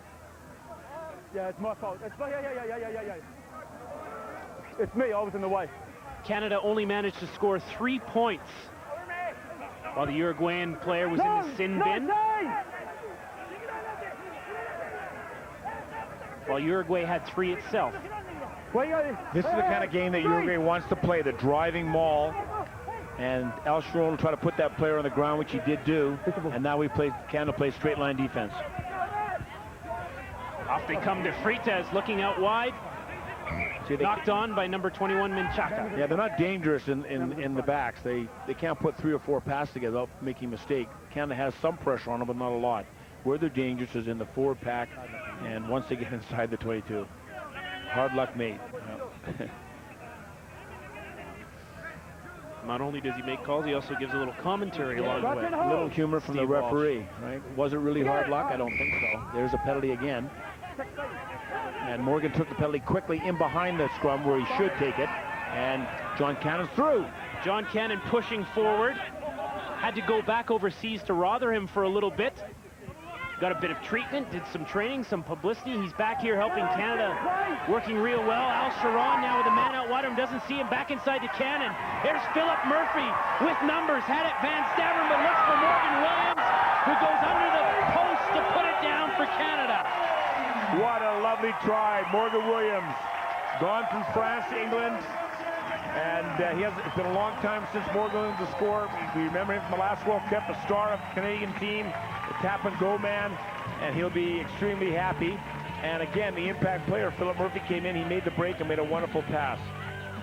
Both players from the Pride program in Victoria, the Canada's under-23 team. Colin Hughes makes a nice pass to El Sharon. El Sharon, instead of going to Freddie Asman, goes back inside to John Cannon. Here's Philip Murphy. He's got fresh legs. Van Staveren is following up. And Morgan Williams much too quick for the Uruguayan defense. It looks a bit tired. John Cannon again. There's Philip Murphy, number 19, Pepignon player. And he'll be going back to his club after the Calgary game, and Morgan Williams dots it down for 5 for the second try for Canada. It's his 5th try in a Canadian uniform for Morgan Williams. The kick is good by Bobby Ross. And as you see those posts right there, interesting story about those, Gary. They're about 60 feet tall. The Ziegler Forest Industries Company back in 1995, the local Edmonton company, donated those lodgepole pines. They had to truck them all the way down from Slave Lake to here, and a foreman actually had to search 3-story tall stacks. The stacks were as big as this rugby field, find the straightest poles. They brought down 20 of them for the 5 fields. And then someone had to paint them, and it looks like they need a new paint job right now. They're the tallest natural posts that I've ever seen. I wasn't sure if they were trees. They use metal posts nowadays. But we're the land of the tall timber. We've got some tall timber here in Edmonton. A tall kick there by Bob Ross, taken though by Cardozo. Eddie Ferris has come in for Morgan Williams as well. That was Eddie Ferris making the tackle. So he's replaced Morgan Williams at scrum half. He's the young player from the University of Victoria. There he is right there, Fairhurst, falling to the ground, and he's holding on. Yeah, not Eddie's problem. The support was too late arriving. Back they come. Sanchez, a substitute for Uruguay. Got the ball. Canada was not 10 meters. Back here, Captain. Captain here. And it looks like they're going to go for goal. And while Uruguay decides maybe they're going to go for touch here, try to get one of those rolling mauls going. That's exactly what they like to do. He's missed touch.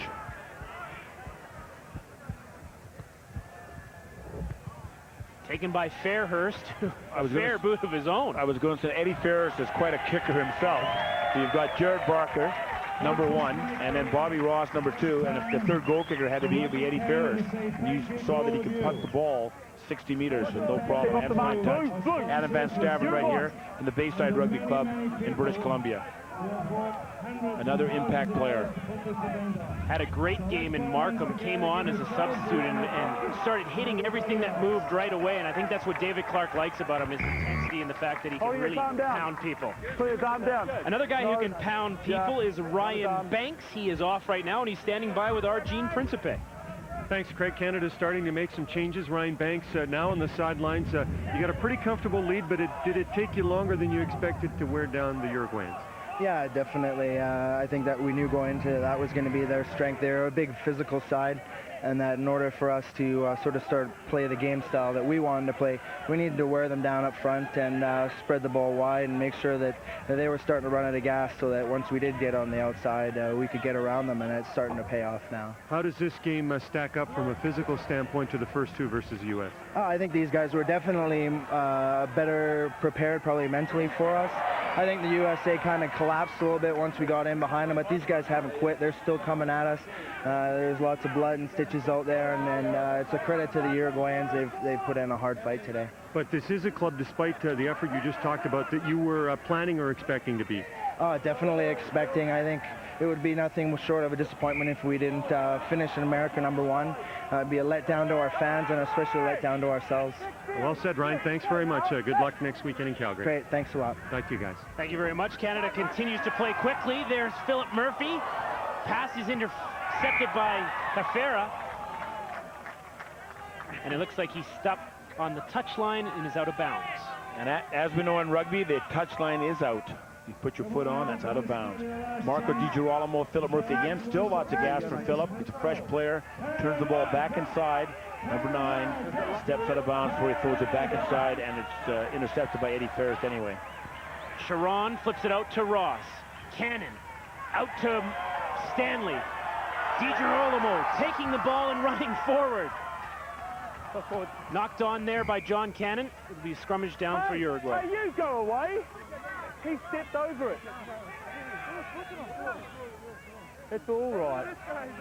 Not as much monkey business here in the second half. They've gotten down to play a little bit of rugby. Canada continues to play quick and put Uruguay under pressure, test their fitness a little bit. Now, Canada's got to remember that they're going to play Uruguay at home in Montevideo.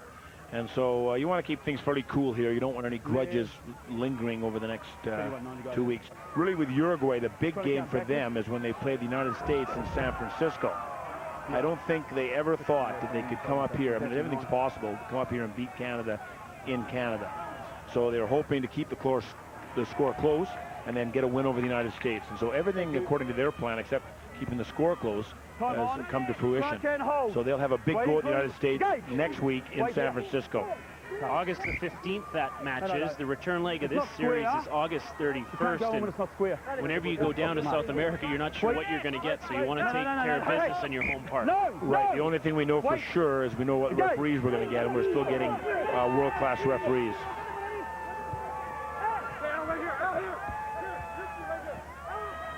Uruguay one possession.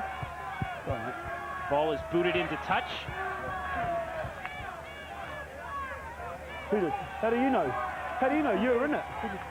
And there's the player Sebastian Aguirre, who spent some time in the sin bin. Didn't cost his country much. Fairhurst now to Bob Ross. Back inside to Witkowski. Canada continues to punish by moving back inside, and then they look to throw it out wide to use their speed and fitness. It is slow ball. Get out of attack! What we want is quick ball here. Quick ball. Went from one to the other. Knock on from Canada first, and then a knock on by Uruguay. So scrum down, Uruguay ball. Again, you know, Canada, I know it's the end of the game, but you want some pressure on the Uruguayan team if you've got it. Look to Uruguay to go right. They didn't. Nothing wrong there. You get down. No. Engage. So Steve Walsh has gone over to the other side of the scrum, and he wants to take a look at Rod Snow.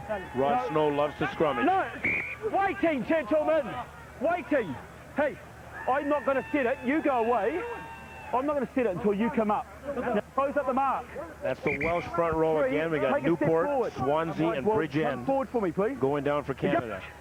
Here.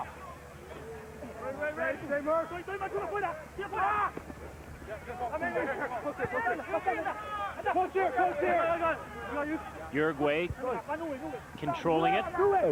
Just outside their own 22. A high up and under. Fairhurst goes up fearlessly and takes it for Canada. Nicely done there. John Teal at scrum half, using the skills that he learned at Semiahmoo High School in White Rock. Witkowski with the dummy goes right through everyone. I think he confused himself a little bit there with another juke. Can't find help though. Tidied up nicely by Uruguay. Chased down by Winston Stanley. Canadian fullback, kind of a razzle-dazzle pass to Al Sharon. A little bit like the Harlem Globetrotters there. I think they're having fun. Ross. We got speed on the outside. Pat Dunkley out there. Oh! There's Dunkley. There is Dunkley. Go, Patrick Dunkley! Yes! Pat Dunkley try for Canada. Pat Dunkley, of course, we know the man that survived the flesh-eating disease that he got from a Fijian boot in Western Samoa. He's 100%. He's leading Canada. Canada's hooker, but he's a long time between tries for Pat Dunkley. We'll have to check the stats book on that. Pat Dunkley's waiting on it nice and wide. A nice break by Marco Di Girolamo. A decoy run by Colin Hughes that brought the Uruguayan player in. Patrick had to catch it. A nice little sidestep of his left foot and straight ahead for the try. He'll be one happy hooker tonight. His third try for Canada. His last tries coming back in 1998 Pac Rim Series. Yes, he will be a very happy hooker this evening. It's a bit sad because I think what David Clark is doing, I mean, Patrick scored his try and he immediately gets the hook. He goes out. And Mark Lawson, who's a very popular member of our team and the captain of the University of Victoria, will be coming on to replace him for his second cap. His first cap was about half a minute while Pat got a blood thing sorted out, and Mark was ready to throw the ball, and Pat said, no, I'm gonna throw it. So Pat Dunkley came back on. Bobby Ross, 2 for 2 already.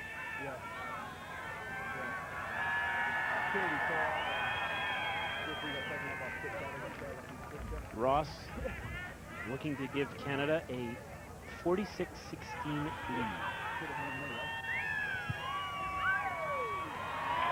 And he's done just that. 3 for 3 for Bobby Ross. That's 100%. As you said, it seems to be a reoccurring theme here right now. Every time you score, you go off, so maybe you don't want to score. You want to stay on the park. Well, I think the boys are having fun right now, and they'll be relax tonight, and then the next thought will be of Chile in Calgary. And I'm sure we found that the Chileans lost to the United States today, so they'll be under pressure from Canada. Taken there by Murphy. Canada controlling off the restart. Fairhurst just walking casually. Now he's found it to Bob Ross. Little scissors there with Witkowski and Cannon. He gets the ball, but he's not taken down, so he moves on. There is John Cannon. Always seems to be around the ball, especially this afternoon. Mike James just at halfway. Fairhurst to Ross. Goes by Stanley, tries to find Sharon. Ball finds Freddie Aslan. There is Stanley. Taken to touch. Now maybe the referee judged that was a knocked down and not knocked back by Al Sharon. Or maybe the referee was unsighted. Al Camp, the touch judge, saying it was knocked backwards. So it's a line out. Uruguay ball. See if Canada has some fire left. Winston Stanley turning and out of bounds. Steve Walsh hasn't been unsighted all afternoon, and I don't think he'll miss anything. He's done a heck of a job here. Sharon with a Damon Allen-like pass out there to John Cannon. Winston Stanley's joined in, the fullback again. Canada looking for a little more. Back comes Uruguay, taken quickly. Philip Murphy going back for that ball, down and up. It's nice to have the fresh legs in there. Menchaca chasing that one down, could not come up with it though. Nicely defended there by Murphy. Penalty to Canada. He's saying, get your hands off. Out of it. There is Winston Stanley. Try scorer here. We've got 2 minutes to play. Okay, 2 minutes. Graduate from Oak Bay High School, and my understanding he's not going to sign a professional contract this year, and he's going to be back at the James Bay Rugby Club in Victoria. So that'll be a challenge for the backfield players out west to deal with Winston Stanley. Bad news for the backfield players. Bad news. Well, they get a chance to play with a class player and play against a class player, and a lot can be learned from him. Vice captain of the Canadian team, and a very thoughtful rugby player. James taken nicely. Fairhurst, long pass out to Ross. Canada really stretching the field. Fred Aslan falls to ground, regains his feet. Van Staveren in there pushing. Fairhurst finds James. James, if he can get by his man, could get a try. Back pass, nicely done, and there it is, John Teal. Wow, he scored against Scotland. He scored here against Uruguay. 2 behind the back passes. Some more razzle-dazzle from Canada. A little laser domain from the Stade Francais lock. The boy from Burnaby Rugby Club. John Teal scores from Bridge End, but there's Mike James. He made it all happen. Great support for the backfield. And again, Uruguay is tiring. There goes Mike James just stepping it on out. Can't shake that man. So he flips it back inside Eddie Ferris, who flips it back inside to John Teal. There's one. We've got only Rod Snow hasn't scored. What's wrong with Rod Snow? We've got Dunkley, we've got Teal, we want the other third part of the Welsh front row. I'm only kidding, they're all Canadian boys. Snow doesn't want to come off. That's why he hasn't scored. It's nice to see the big men up front get rewarded for all their hard work. They've put up with a lot. Uruguay, the way they play, No, mate, because... like to punish you, but the then. punishing has all been done by Canada on this afternoon. A little slow to start. A little slow to start the second half, but as they have done in both halves, come on strong. Bob Ross now with the convert attempt.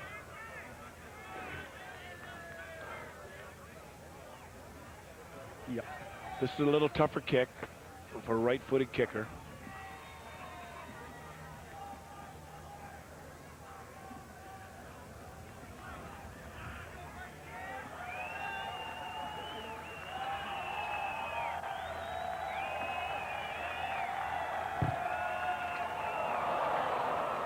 And he's just missed it.